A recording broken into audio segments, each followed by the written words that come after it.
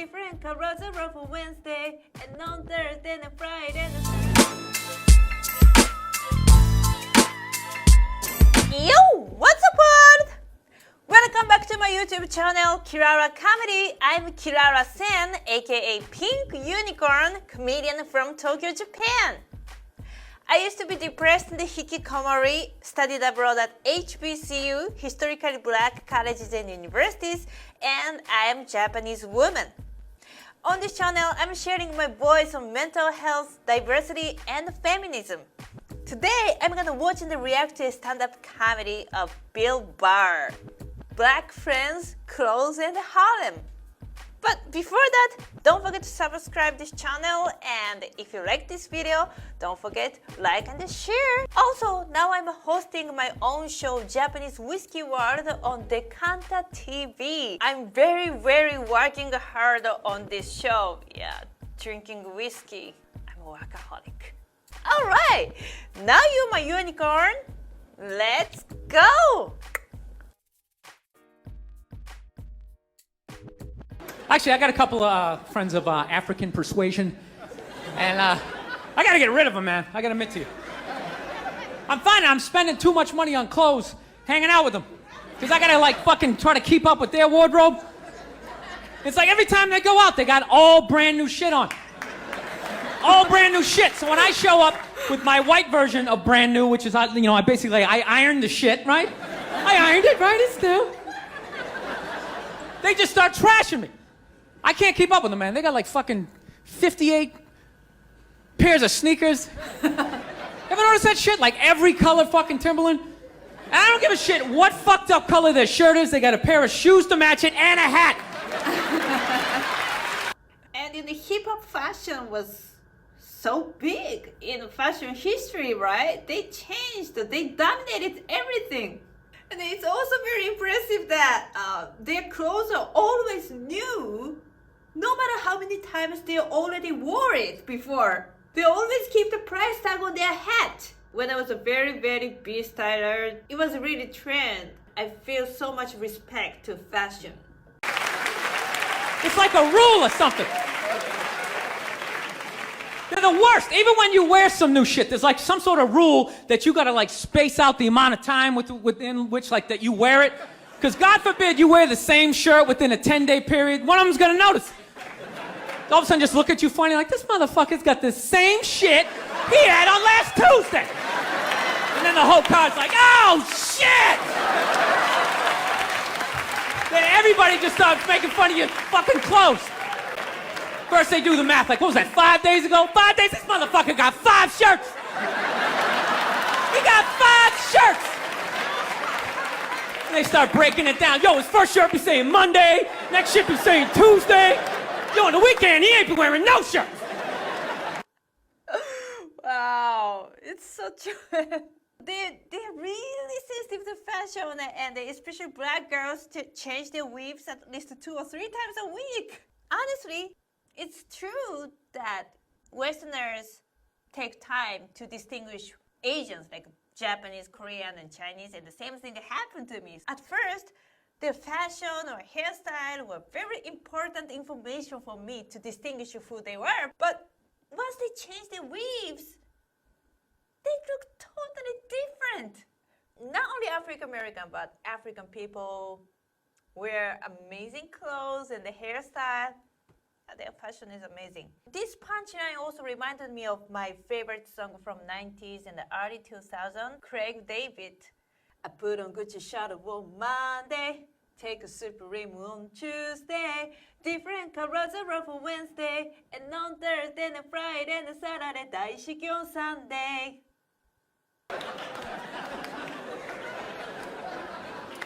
I'll tell you, that's actually funny. You know what? That's actually how I judge black guys now. When I first came to the city, like, all black people scared me. No, I was like the typical white dude from like the suburbs, you know what I mean? Had no frame of reference, you know? So my only frame of reference with black people was like remember those early 90s gangster rap videos? Throw the fucking LA riots in there, man. It was fucking horrible PR. True, yeah. I'm watching the videos, look, he's got a nice car, he's got all the women, and he's still fucking mad. These black dudes are never happy. In 90s, I think New Jack Swing videos are very happy. It has really good vibe, like Poison. They all jump around. West Coast rap videos, female dancers around the rappers don't look so happy.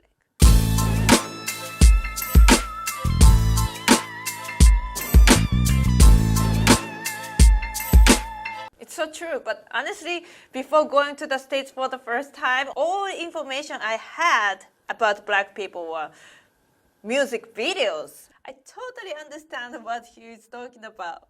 How I narrow it down. Whether a black dude scares me or not. Black dudes with dirty sneakers scare the fucking shit out of me. No! I figured out in my head, because I know from hanging out with them, that's the last shit that they're gonna let go, the immediate shit that they have on. So I think, you know, if his sneakers are fucked up, that means his life is fucked up. Every time he leaves his building, the whole neighborhood, oh shit! Everyone starts making fun of him. But even in Japan, among Japanese people in general, in business scenes or successful people advise you to see other people's shoes, right? If someone's shoes is dirty, his life is f***ed up. It is kind of similar to our culture too, but honestly, I haven't seen so many black people wearing dirty shoes. All of my friends have very beautiful shoes, and girls wear very beautiful sandals. Very impressive. He's on the train in a bad mood. I kind of have this howdy-doody, kind of mug me kind of face. I'm not saying something's gonna happen, I'm just saying, I'm paying attention. So I've been seeing this girl recently, this black girl, right? She lives up in Harlem, you know, gone out like 3-4 times, you know. First time we hung out in like the Village area in New York, you know, which is sort of like a racially mixed area.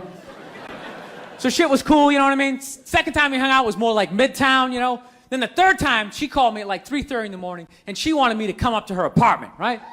So it's 3:30 in the morning, she lives in Harlem, I look how I look, so it's a fucking situation. Yeah, because you know the deal, right? Basically, a white dude feels comfortable up to about like 98th, 99th Street, you know what I'm saying? The second the streets start getting into like triple digits, like 100, 101st Street, start getting like a little asthma, like, ah, fuck, it's starting to get a little high up here. You feel that little tightness in your chest? Can you feel that? 106th Street, you're like leaning on shit like, dude, where'd all the cabs go? How come there's no taxis up here? Dude, what's a bodega? I don't know what that is. Let's get the fuck out of here. When I was at HBCU during the summer vacation, I traveled to many black historical or heritage sites. Of course, Harlem, New York, and New Orleans, and Memphis, and Selma, Alabama, and Montgomery, and so many places. And honestly, at first, I had very similar feelings. And when I went to Harlem, New York for the first time, I had very similar feelings. And in Japan, even still now, people say like, oh, Harlem is very dangerous. There are some Japanese apartments and you know, a lot of white people living there. At least I never met chicken in Harlem, New York. So I'm praying to God she's gonna tell me to take the subway, get off at like 105th Street, 103rd, you know, which is like the first stop in Harlem where I can still look over my shoulder and see like all the white people like disappearing over the horizon, you know? But she goes, no, man, you want to get on the Uptown 2-3 train, you want to get off at 125th Street. I'm like, God, fuck, 125th Street. Jesus Christ, that's like right in the middle of everything. I'm going to be surrounded. Well, 125th Street is one of my favorite stations in New York, actually. I love the cross. Marshall's, Dunkin' Donuts, and Apollo Theater, and Jimmy Jazz, and Staples. Yeah, the slowest staple. I like there. I like the crossing, but it's also true that at the very, very first time when I went to 125th Street, I was super, super nervous. On all four sides, I can't fucking do this.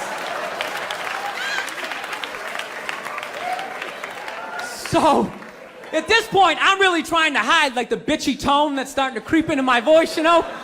And I'm trying to ask for really specific directions for when I get up there, because I want to know exactly where I'm going.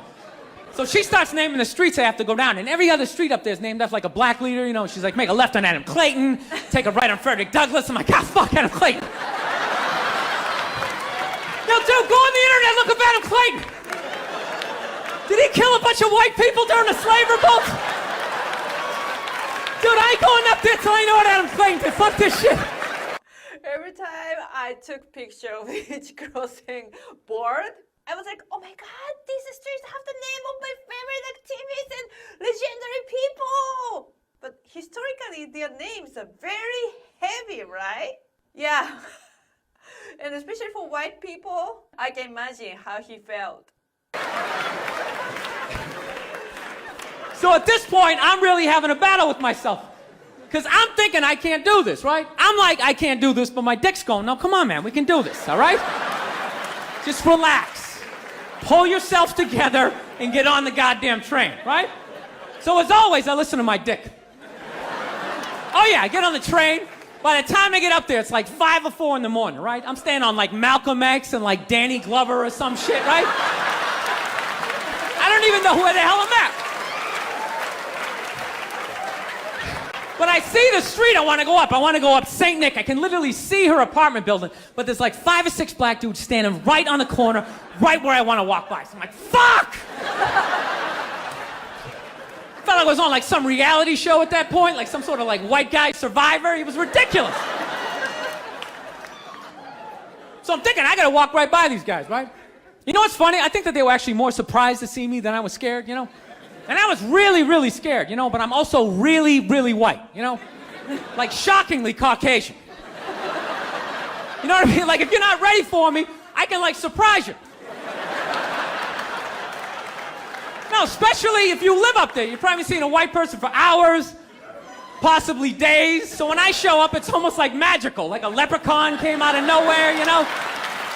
Felt like I should have had like a little pot of gold, like a rainbow behind me. Top of the morning to you, latte. Just kind of danced my way past them. But it's been going all right, you know? Once I get in her apartment, I'm fine, you know? I relax, sit down, you know, watch a hip-hop countdown. Pretend like I know the groups, you know what I mean?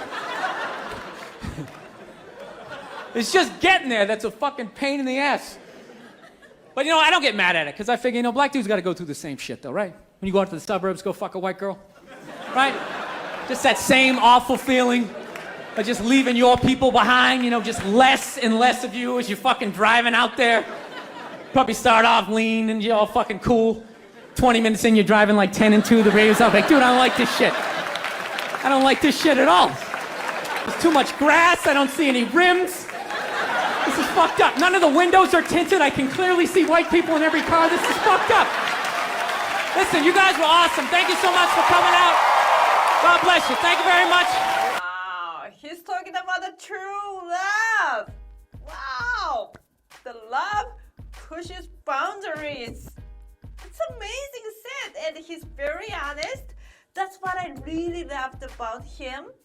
And he changed the point of views, black people and white people, right? So I think to understand each other, to be sharing an honest opinion or honest feelings is very important. And I think people who are conflicting each other sometimes have fear to each other, right? So that's amazing set. Wow, it reminded me of my days at HBCU. Of course, I was only Asian there, so they called me light-skinned Mexican.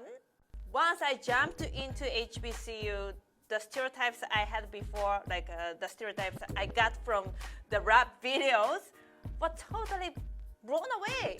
You know, they are just human, and they are, of course, they are kind of gangster people too, but just like us, just like Japanese, or just like Asian, or just human beings, you know? Wow, it had a lot of lessons, and thank you, Bill Burr, for talking or sharing your honest opinion and experience. This is amazing. this is amazing set. I was really moved. I really want to be a great comedian like him.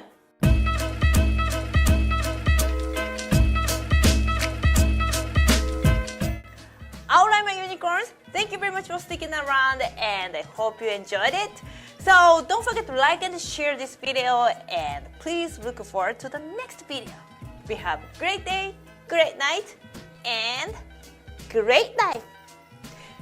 See you!